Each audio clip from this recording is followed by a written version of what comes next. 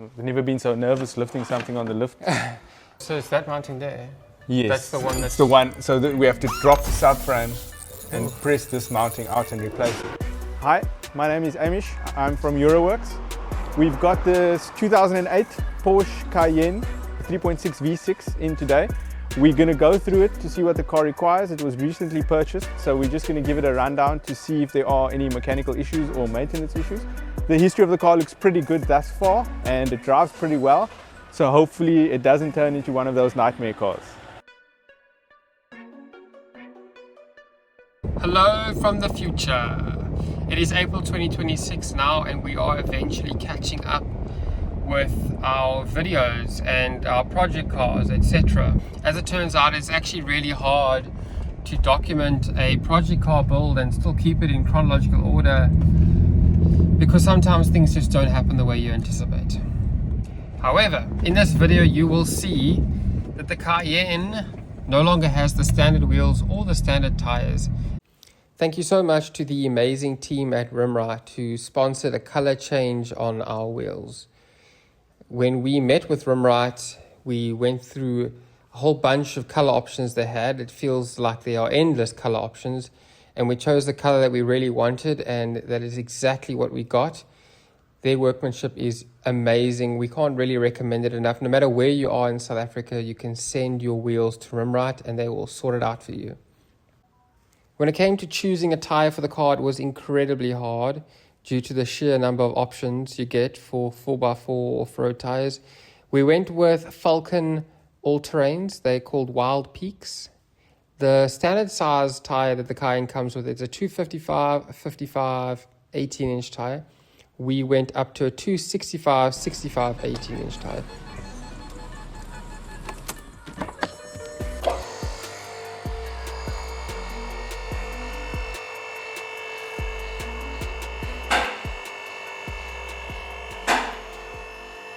So generally we just go through all the bushes. It perished, but I mean it is an old car. This side looks alright. Yeah, same kind of story there. No crazy leak.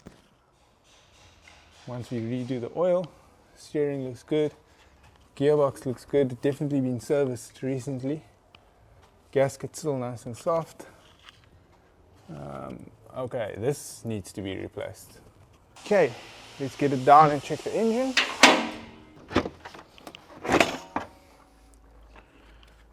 That is one huge air filter.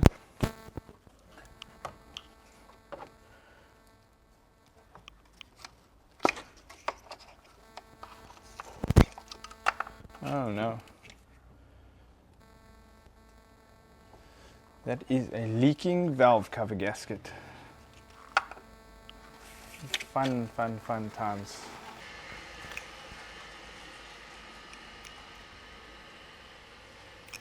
So apparently, this is like a Golf R32. So, I mean, how hard can it be? There's like an oil leak here, but this looks like the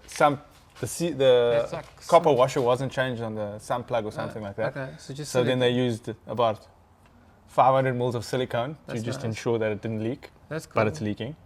So is that mounting there? Yes. That's the one. It's the one. So we have to drop the subframe and press this mounting out and replace it. So you replace this whole thing?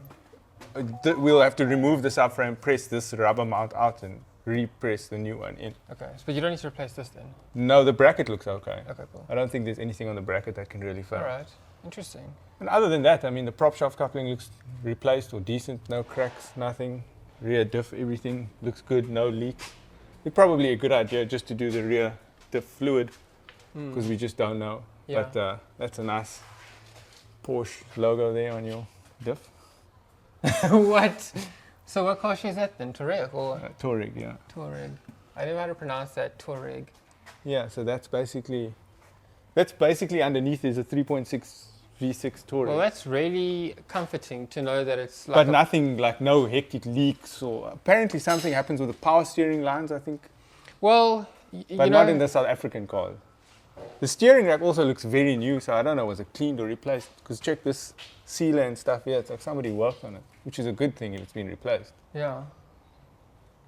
Wow. But I mean, other than that, for pretty the mileage and age, it's surprised. pretty good. Eh? I mean, I was expecting a lot. So basically, all we got, I mean, we'll service it anyway because that needs to be done. And then the belt, the tensioner, the mountings, and obviously the valve cover gaskets are the biggest issue. Well, actually, to be fair, not the biggest issue, the most labor-intensive issue. I mean, it's almost 20 years old. Yeah, 2008. Yeah. So And I mean, 200,000 Ks on the clock. 240. I wonder when last an oil change was done. Yeah, so they recommend a very thin oil for this car. Well, we don't run the oil that thin in these cars, especially with a higher mileage. Right. We'd probably go with something a bit thicker. Okay. Yeah, so I don't really have an understanding of oil. I know I probably should, but you get like, it just feels like there's W, this. Yeah, so basically the first number determines how thick the oil is. Okay. So the smaller the number, the thinner the oil. And then the second number? It's how the oil reacts to heat. Oh, okay. So like on a turbocharged GTI, for instance, we would use like 5W40. Yeah. It sounds like Q20 to me. Which is like a super thin oil versus like a City Golf where you'd use 20W50. Okay. Which if you poured the two together, you'd see the one is like syrup and the one is like water. Okay. So that's obviously the difference. That's But so basically what they're saying is the water one goes in this car. Yeah. But that's unnecessary because also the car is almost 20 years old. Okay. So then what's the one they recommend and the one you are thinking is better? So the one that they say is to use 5W30, or I think even this thing said 0 if I'm not mistaken, the mobile one, but we'd use like a 10W40, which is thicker. I mean, you drove it yesterday. You still don't think there's a lifter tick? No, and like I'm saying, with the thicker oil, it will be. Okay. So with the thicker oil and the tensioner issue resolved, the engine sound will be more true. Okay. Because now it's also deceiving because we're hearing other sounds. Yes. To like pinpoint that a lifter is sticking. But like I'm saying, is the thicker oil will definitely help with the lifters or the cylinder head being noisy. That's cool. I mean, that's very comforting. I'm I'm genuinely surprised. Yeah. So it's a service, and it's that gasket's the biggest one, hey? The most labor intensive. Yeah. I'm surprised. I would have thought that the gearbox one would be more labor. No, I mean, it's 4 bolts, or 8 bolts actually. Because I mean, it's just these two here to take the whole subframe out, this off the exhaust, these two out, and then we put it in the press this mounting out, press the new one in. This is a great opportunity to look at the exhaust actually, because I mean, the cats and everything are still here. Is that where the cats are? I thought it's probably got primary cats up there. So I can make some money, yeah. Brian strongly feels that this car is too soft. It is too soft. I know how they should sound. But I think what we could do first is take the cats and this res out. So I'm worried about taking this box out because they say the drone is like annoying. And even if I just took the cats out, it won't make it much louder.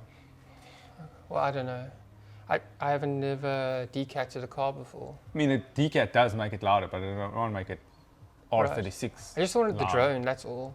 Because like, I just don't want my wife not to want to drive it. That's all. I mean, all we can do is if you cut it nicely here, you can just get another 2 of these sleeves. And if need be, just put it back in. Yeah. Wow. It also actually looks like there's a water leak there. I didn't hear that. Has it used water since you've owned it?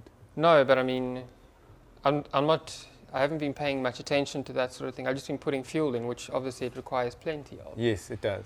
Because the fuel I put in yesterday is gone. Really? Yes. That's and I cool. did put 300 Rand of fuel in and did a grand total of 12 kilometers. And it's back on reserve. Well, I mean, there was a little thing we used to do with the Golfs back in the day, so we'll see if it can be done here. Cool. Just to leave one pipe out, just to make the engine sound a bit louder. Yeah, because I love the sound of the Yeah, it VR6. doesn't sound like it's what it's supposed to sound like. That's the problem. And I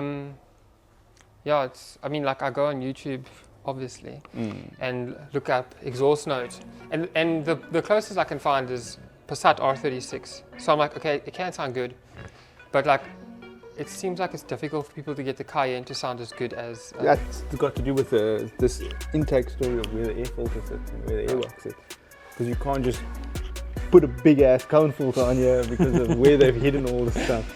So that would be step 1, is to put the intake on. Right. Wait, what's the heaviest vehicle? I mean, how much is a The transporter. We haven't lifted a transporter. Oh, really? I think it's 4 tons if I'm not mistaken. Okay, well this is just over 2, so... Yeah, but it still did this little shake thing when it stopped. So. Yeah. Look at that now. I know. What about that? Got a tube of silicone on there. Do you think it's stripped? Do you think it's leaking? That's what I'm saying. Do you think it's stripped? To be honest, that wasn't even a consideration. But thank you for bringing that to my attention.